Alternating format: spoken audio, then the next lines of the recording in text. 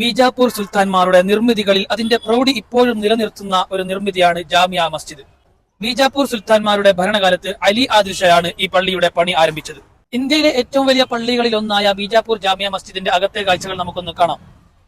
ഒരു കാലത്ത് ഇന്ത്യയിലെ ഏറ്റവും വലിയ പള്ളികളിൽ ഒന്നായ ജാമിയ മസ്ജിദ് അഥവാ ജുമാ മസ്ജിദ് ബീജാപ്പൂരിലാണ് ഞാനിപ്പോൾ ഉള്ളത്. 1576 അലി ആദിൽ ഷാഹി ഈ പള്ളിയുടെ പണി ആരംഭിക്കുകയാണ്. അപ്പോൾ അത് പണി പൂർത്തിയായിട്ടില്ലെങ്കിലും ശേഷം വന്ന രാജാക്കന്മാരാണ് പണി പൂർത്തീകരിച്ചത് എന്ന് ചരിത്രത്തിൽ കാണാം. വെള്ളപൂശിയ വലിയ ആർച്ചുകളാണ് ഉൾവശം. വലിയൊരു താഴികക്കുടവുമുണ്ട്. ഗോൾ ഗുംബസിന്റെ താഴികക്കുടം കഴിഞ്ഞാൽ പിന്നെ ഏറ്റവും വലിയത് ജാമിയ മസ്ജിദിന്റെ താഴികക്കുടമാണ്. ഈ കാണുന്ന പ്രധാന കവാടമുണ്ടല്ലോ, അത് നിർമ്മിച്ചത് ഔറംഗസേബാണ്. അതുകൊണ്ട് ഈ കവാടത്തിന് ഔറംഗസേബ് ഗേറ്റ് എന്നാണ് പറയുന്നത്.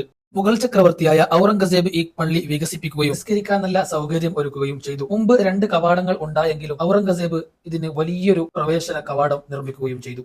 ഇതിന്റെ മിഹ്റാബ് കാണാൻ മനോഹരമാണ്. ഈ മിഹ്റാബ് പണി കഴിപ്പിച്ചത് മുഹമ്മദ് ആദിൽ ഷായാണ്. മസ്ജിദിന്റെ മിഹ്റാബ് നീലയും കറുപ്പും സുവർണ്ണ നിറത്താലും ആകർഷണീയമാക്കിയിട്ടുണ്ട്. പള്ളിയുടെ മിഹ്റാബിൽ പരിശുദ്ധ ഖുർആനിന്റെ വചനങ്ങളും പ്രവാചകൻ മുഹമ്മദ് സല്ലല്ലാഹു അലൈഹി വസല്ലമ തങ്ങളുടെ പേരുകളുമൊക്കെ മനോഹരമായി കൊത്തിവെച്ചിട്ടുണ്ട്. റോഡിന് സമാനമായി കൂറ്റൻ വലിപ്പത്തിൽ ഒരു വൻ മതിൽ പോലെ അങ്ങനെ ഉയർന്നു നിൽക്കുകയാണ് മസ്ജിദിന്റെ പിൻഭാഗത്തെ ചുമർ. കറുത്ത നിറത്തിൽ കരിങ്കൽ പാളികൾ വെച്ച് അതിനിടയിൽ ഏതോ മണനിറത്തിലുള്ള കൂട്ട് ചേർത്താണ് ആ ചുമരിന്റെ നിർമ്മാണം. വുളു എടുക്കാനുള്ള അത്യാവശ്യം വലിയ കുളം ഹൗദിന് പകരമായി പള്ളിയുടെ മുമ്പിൽ തന്നെയുണ്ട്. അതിനോട് ചേർന്ന് തന്നെ പടവുകളും അതിന് അടുത്തു തന്നെ വുളു എടുക്കാനുള്ള പൈപ്പുകളുമുണ്ട്. ജാമിയ മസ്ജിദിന്റെ പ്രൗഢി, അലങ്കാരങ്ങൾ, ഭംഗിയുള്ള കമാനങ്ങൾ, മനോഹരമായ താഴികക്കുടം അകത്തേക്ക് പ്രവേശിക്കുന്ന ഭക്തർക്ക് പ്രാർത്ഥനയ്ക്ക് ആവേശം പകരുന്നതാണ്.